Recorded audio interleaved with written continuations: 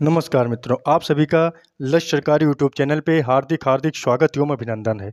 आज हम लोग लेके आए हैं पेपर को देखते हुए कुछ जीएसटी के इम्पोर्टेंट क्वेश्चन, जीएसटी से रिलेटेड कुछ फुल फॉर्म लेके आए हैं, मंत्रिमंडल के कुछ क्वेश्चन लेके आए हैं और मुद्रा अवमूल्यन के कुछ क्वेश्चन लेके आए हैं जो कि आगामी परीक्षा 30 और 31 में पूछे जा सकते हैं। आइए हम लोग देखते हैं। मात्र 5 मिनट आपको इस वीडियो को देने हैं और 5 मिनट में लगभग आपके 50 से 60 क्वेश्चन रेडी हो जाएंगे। आइए हम लोग देखते हैं जीएसटी का नाम क्या है। तो जीएसटी का नाम गुड्स एंड सर्विस टैक्स क्या है, जीएसटी का पूरा नाम क्या है। तो goods and service tax GST का पूरा नाम है। इसको हिंदी में क्या कहते हैं, इसको हिंदी में कहते हैं वस्तु एवं सेवा कर। अब आता है ये किस संविधान संशोधन से लागू हुआ। तो 101वां संविधान संशोधन था। जो संविधान संशोधन था 101वां था और 122वां बिल के तहत इसको भारतीय संविधान में लागू किया गया।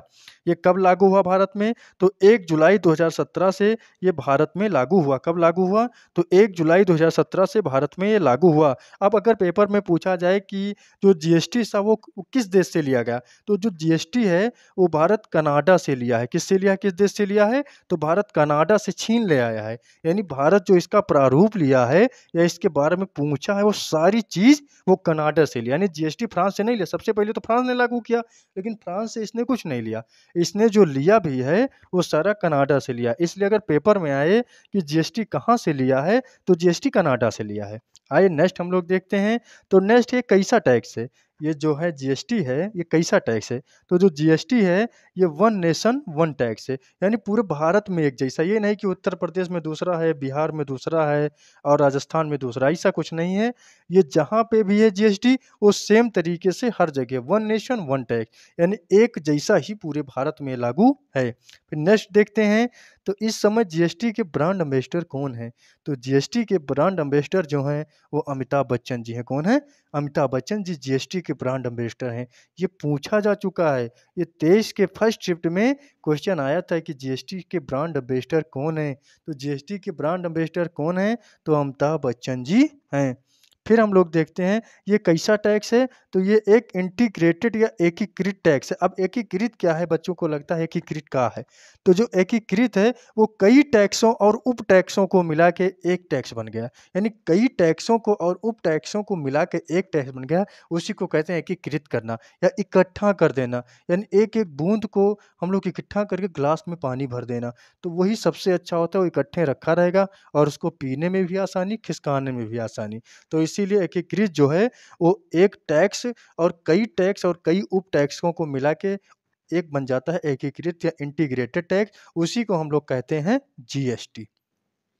जीएसटी में कितने टैक्स शामिल हैं। तो जीएसटी में 17 टैक्स शामिल हैं। कितने टैक्स हैं, जीएसटी में 17 टैक्स शामिल हैं। ये पेपर में आ सकता है कि जीएसटी में कितने टैक्स हैं।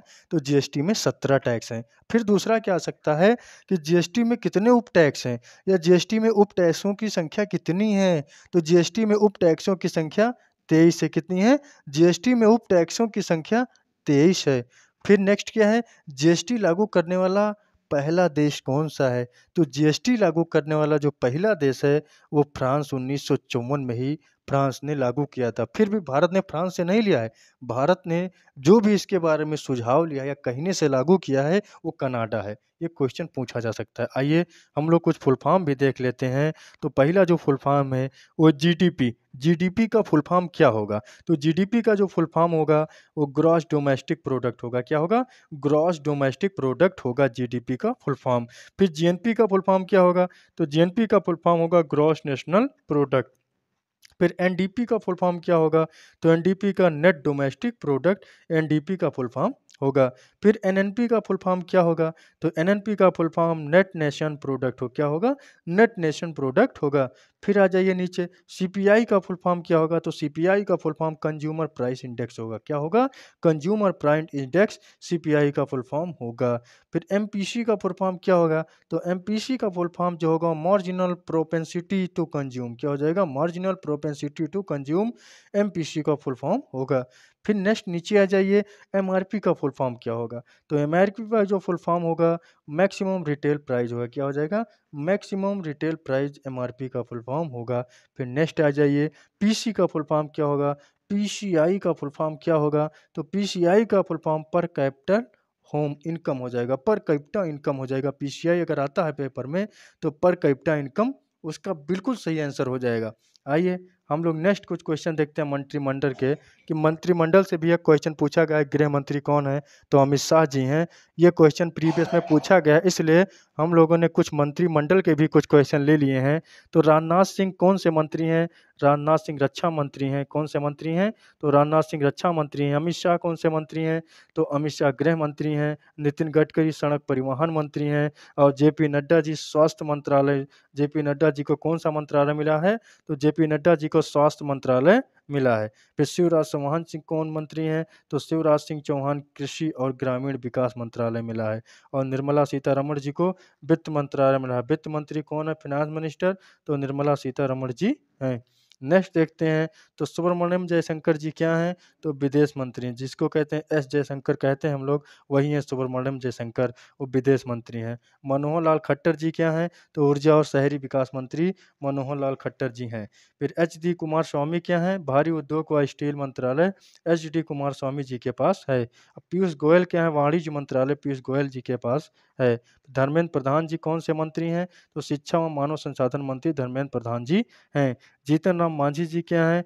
तो एमएसएमई मंत्री यानी स्मॉल उद्योग के मंत्रालय जो है वो जीतन राम मांझी जी के पास है। आइए हम लोग कुछ क्वेश्चन देख लेते हैं मुद्रा अवमूल्यन के, यानी मुद्रा अवमूल्यन भारत में कितनी बार हुआ है?